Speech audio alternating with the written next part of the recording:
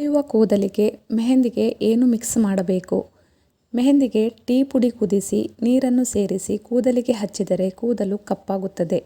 ಇದಕ್ಕಾಗಿ ಮೊದಲು ಟೀ ಪುಡಿಯನ್ನು ನೀರಿನಲ್ಲಿ ಕುದಿಸಿ, ಇದು ತಣ್ಣಗಾದ ನಂತರ ಸೋಸಿಕೊಂಡು ಆ ಟೀ ನೀರಿನಲ್ಲಿ ಮೆಹಂದಿ ಹಾಕಿ ಚೆನ್ನಾಗಿ ಕುದಿಸಿ.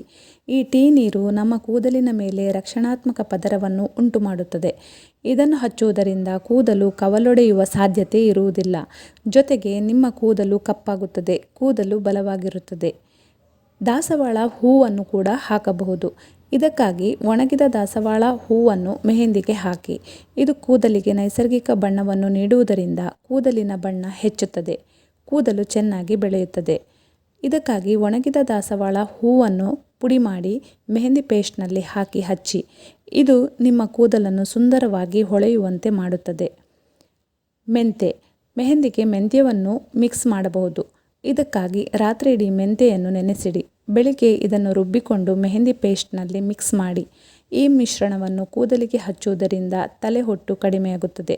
ಜೊತೆಗೆ ಕೂದಲು ಮೃದುವಾಗುತ್ತದೆ, ಸುಂದರವಾಗಿ ಹೊಳೆಯುತ್ತದೆ. ಮೆಂತ್ಯದಲ್ಲಿರುವ ಪೋಷಕಾಂಶಗಳು ಕೂದಲನ್ನು ಆರೋಗ್ಯವಾಗಿಡುತ್ತದೆ.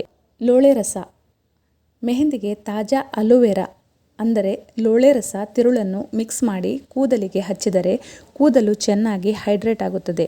ಲೋಳೆ ರಸ ಕೂದಲನ್ನು ಮೃದುವಾಗಿಸಿ ಬಲವಾಗಿ ಮಾಡುತ್ತದೆ. ಅಷ್ಟೇ ಅಲ್ಲ, ಇದನ್ನು ಕೂದಲಿಗೆ ಹಚ್ಚುವುದರಿಂದ ಹೊಳೆಯುತ್ತದೆ.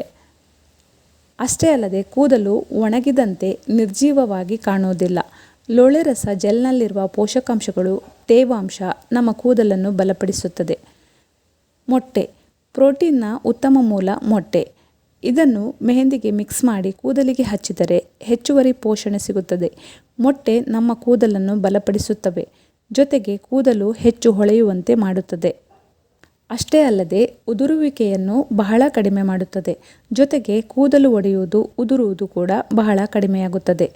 ಸ್ವಲ್ಪ ಸ್ವಲ್ಪವೇ ಕೂದಲನ್ನು ತೆಗೆದು ಬುಡದಿಂದ ಎಲ್ಲವನ್ನೂ ಸೇರಿಸಿದ ಮೆಹಂದಿ ಹಚ್ಚಿ, ಫೋಲ್ಡ್ ಮಾಡಿ ನೆತ್ತಿಯಲ್ಲಿ ಸುತ್ತಿಟ್ಟರೆ ಎಲ್ಲಿಯೂ ಮಿಸ್ ಆಗದಂತೆ ಮೆಹಂದಿ ಚೆನ್ನಾಗಿ ಹಿಡಿಯುತ್ತದೆ.